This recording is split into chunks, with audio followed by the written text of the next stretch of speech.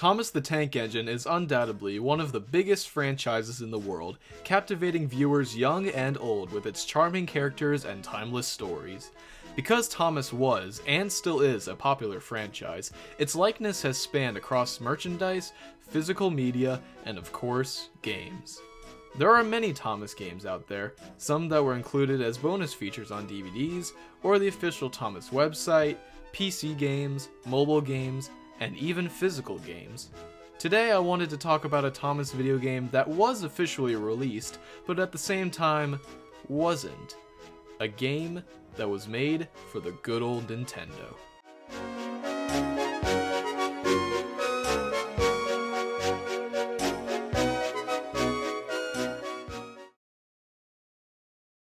Now, I know what you're thinking, but Steve, there was an officially released Thomas game for Nintendo.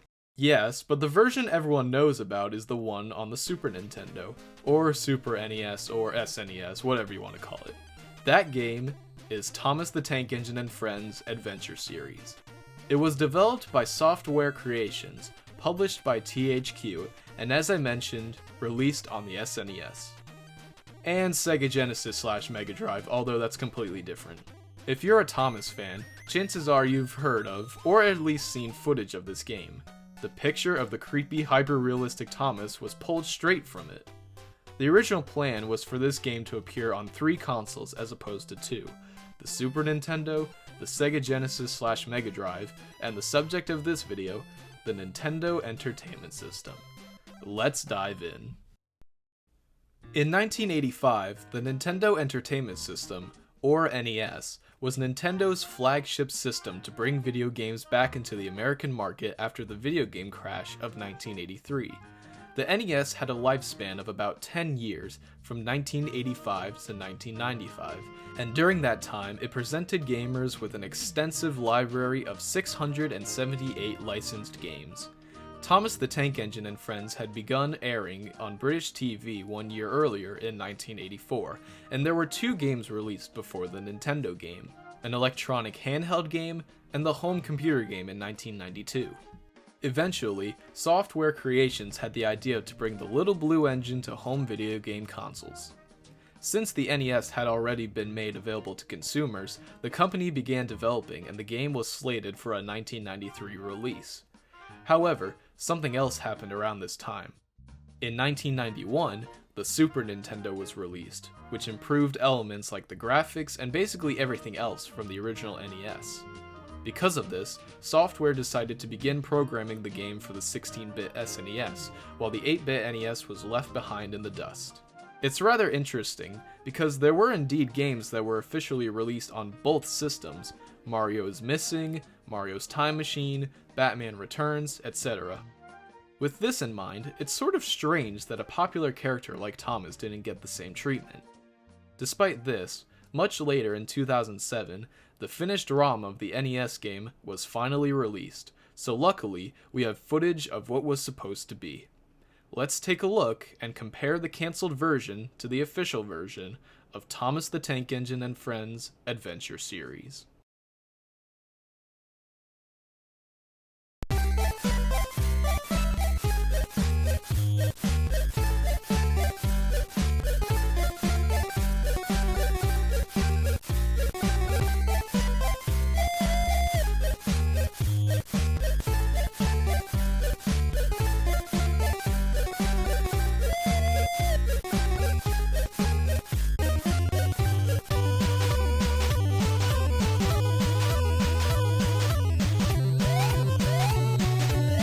Start to Thomas.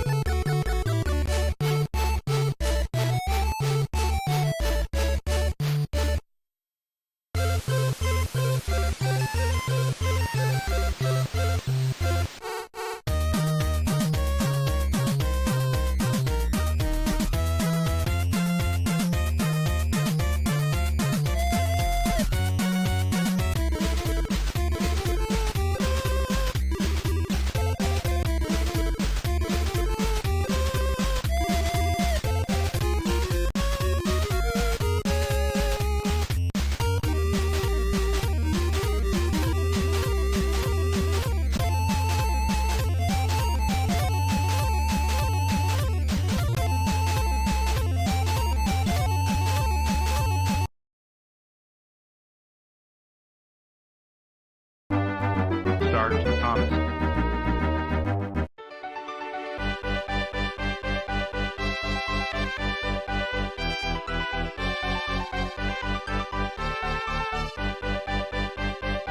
Go.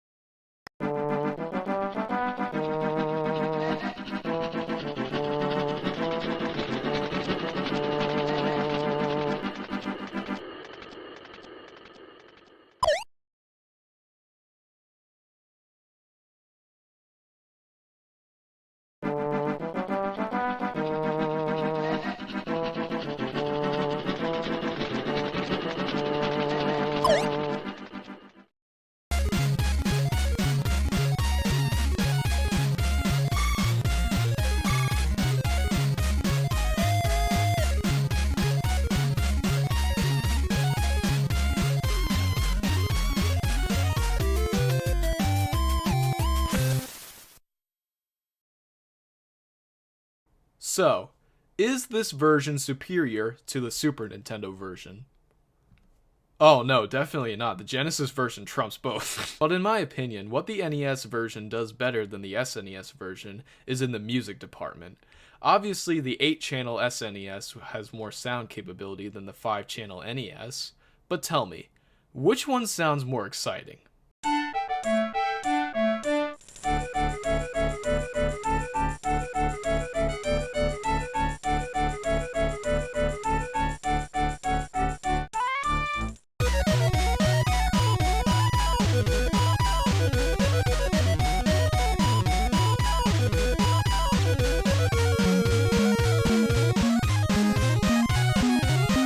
Other than music and controls, the Super Nintendo version is mostly superior in terms of graphics. But seriously, just play the Sega Genesis version like it's actually like a game and it's really fun. What are your guys' thoughts on these games? Leave them in the comments section below. But anyways, thank you guys for watching, comment, like, and subscribe, and I'll see you in the next one.